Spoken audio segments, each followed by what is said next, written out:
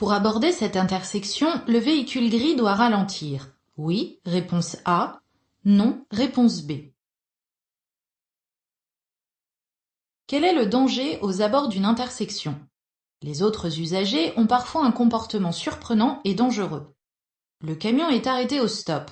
Il doit donc laisser passer le véhicule gris.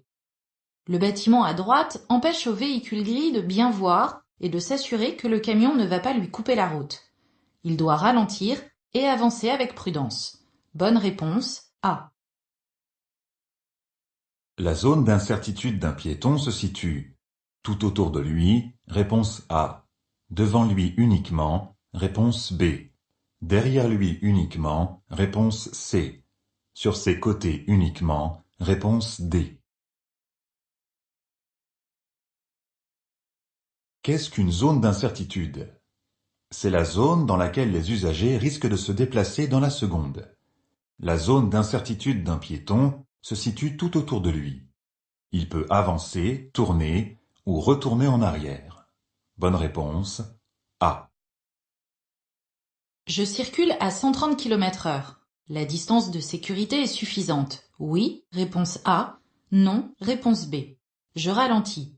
Oui, réponse C. Non, réponse D.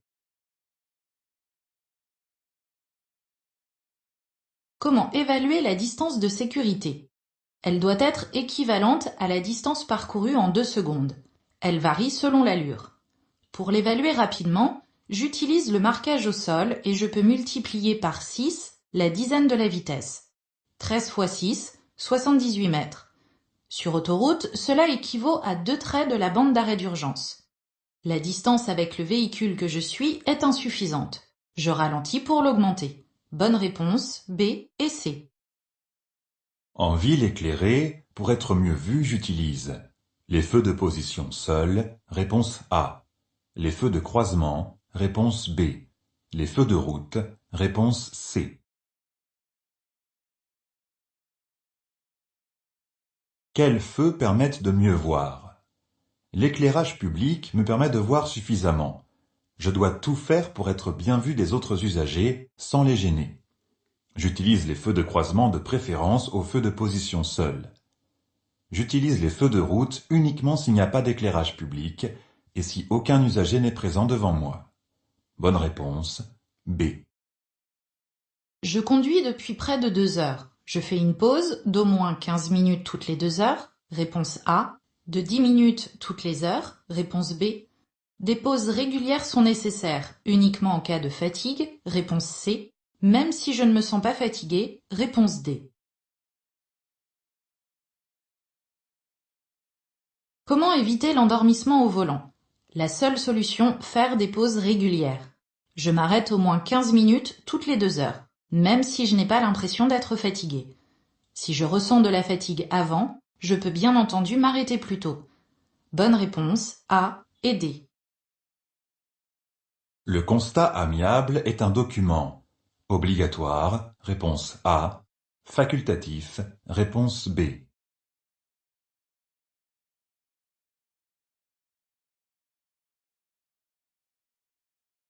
À quoi sert le constat amiable?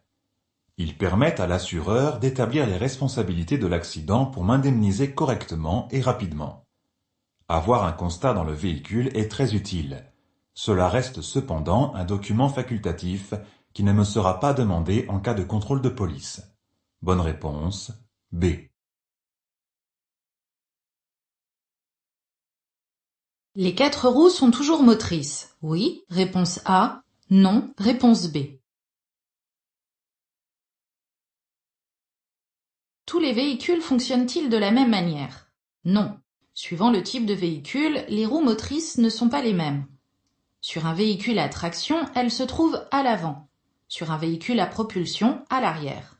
Les 4x4 ont 4 roues motrices. Bonne réponse B.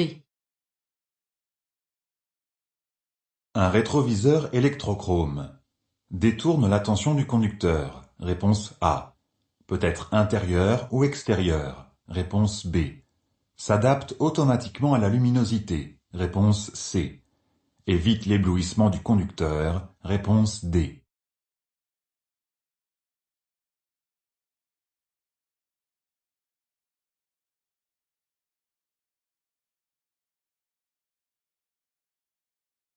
Qu'est-ce qu'un rétroviseur électrochrome?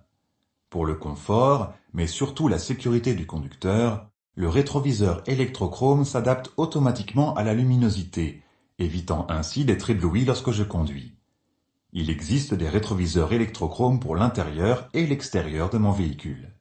Bonne réponse, B, C et D. Un passager sans ceinture risque des blessures graves à 25 km/h. Oui, réponse A. Non, réponse B. Il risque des blessures mortelles à 50 km/h. Réponse C. 70 km/h. Réponse D.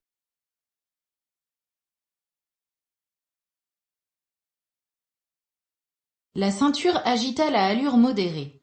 Bien sûr, son rôle est de retenir le passager pour lui éviter d'être projeté, quelle que soit l'allure du véhicule.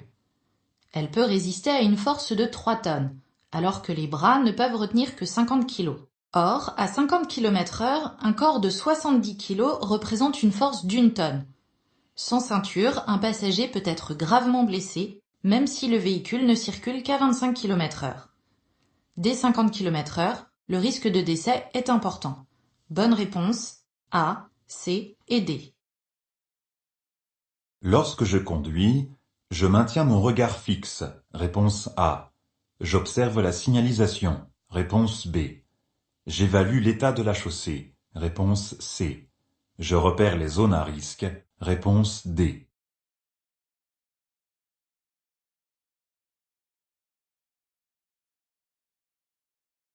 Comment percevoir les bons indices de conduite? Il suffit de regarder tout autour de moi et le plus loin possible. Mon regard doit être mobile. Je fais des balayages visuels. Je peux ainsi observer la signalisation, l'état de la chaussée, les autres usagers, les rétroviseurs pour contrôler vers l'arrière. Je repère dès que possible les zones à risque afin d'anticiper toute situation d'urgence. Bonne réponse, B, C et D. La circulation interfile est autorisée. Oui, réponse A. Non, réponse B.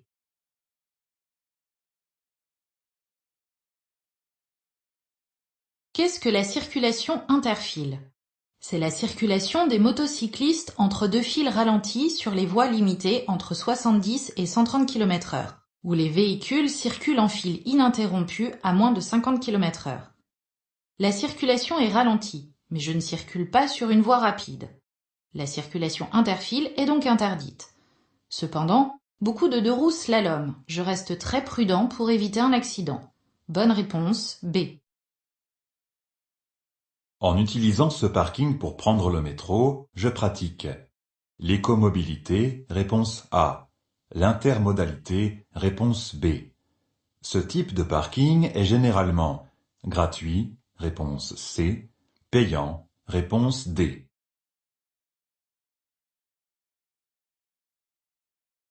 À qui est destiné ce parking? Aux clients des transports en commun. C'est un pôle intermodal. Je peux utiliser plusieurs types de transports. C'est une technique d'écomobilité visant à limiter la pollution. Ce genre de parking est généralement gratuit ou nécessite la présentation d'un titre de transport valide pour y accéder. Bonne réponse, A, B et C. Faire le prédiagnostic d'une victime, c'est vérifier si elle respire, réponse A, si elle saigne, réponse B, si elle est consciente, réponse C, si elle peut marcher, réponse D.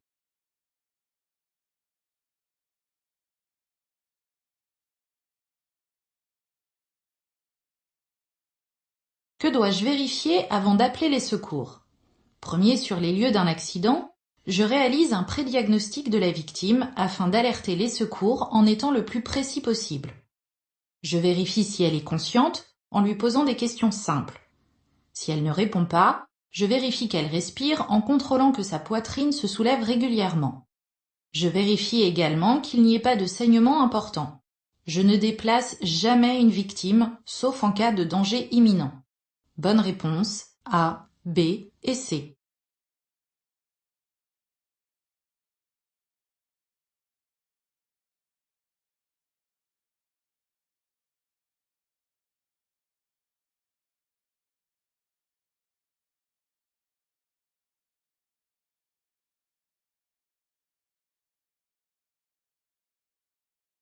Contrôler l'angle mort est obligatoire, réponse A.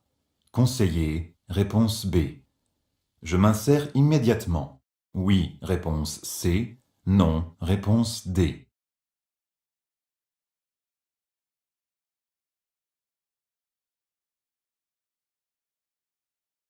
Pourquoi faut-il contrôler l'angle mort? Pour vérifier les zones non visibles depuis les rétroviseurs. Je dois impérativement le contrôler à chaque fois que je fais une manœuvre pour m'assurer de ne gêner personne. Je suis prêt à m'insérer, mais avant, je contrôle l'angle mort. Bonne réponse, A et D. Les feux sont allumés. Oui, réponse A. Non, réponse B. Qu'indique le tableau de bord? Tous les voyants susceptibles de m'interpeller sur un problème sont allumés. Normal, je viens de mettre le contact, comme en atteste le compte-tours et le compteur de vitesse. Tous ces voyants vont s'éteindre dans quelques secondes, sauf s'il y a un problème. Aucun voyant n'indique les feux. Ils ne sont donc pas allumés. Bonne réponse, B. J'ai une acuité visuelle de 1/10 à l'œil droit. Je peux conduire si mon œil gauche a une acuité visuelle d'au moins 2/10, réponse A, 3/10, réponse B, 5/10, réponse C, 10/10, réponse D.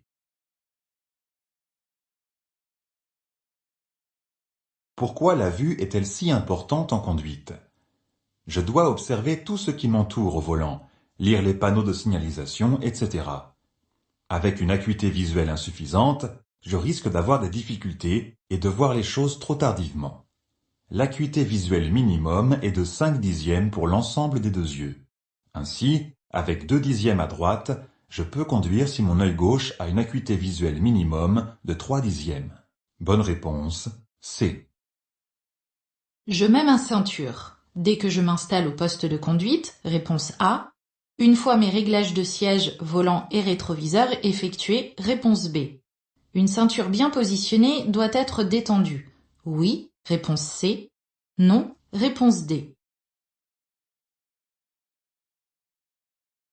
Pourquoi le moment où j'attache la ceinture est-il important? Parce qu'une fois la ceinture bouclée, il est moins facile de faire les autres réglages.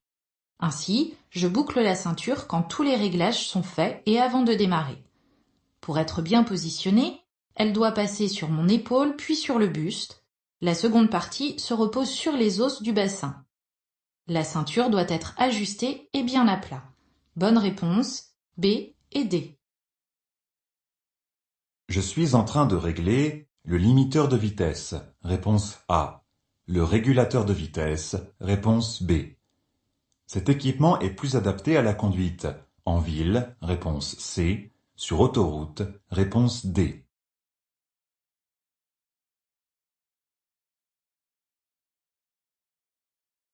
À quoi correspond ce pictogramme? La flèche pointée sur le compteur de vitesse symbolise une allure que l'on souhaite constante.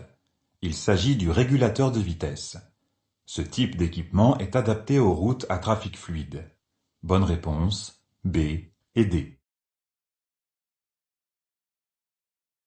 À 90 km/h, la distance nécessaire pour m'arrêter est de 10 mètres, réponse A, de 30 mètres, réponse B, de 65 mètres, réponse C, de 119 mètres, réponse D. Comment bien évaluer la distance d'arrêt? La distance d'arrêt comprend la distance parcourue pendant le temps de réaction et la distance de freinage. Pour l'évaluer simplement et approximativement, je multiplie la dizaine de la vitesse par elle-même. À 90 km/h, 9 x 9, 81 mètres environ. Bonne réponse, C. La signalisation indique une limitation de vitesse, réponse A. Des travaux, réponse B. Du vent, réponse C. Qu'indique la signalisation? Le marquage est jaune. C'est une signalisation temporaire. Je risque d'aborder une zone de travaux. Je reste vigilant. Aucune signalisation ne m'alerte sur la présence de vent ou ne réduit la vitesse. Bonne réponse B.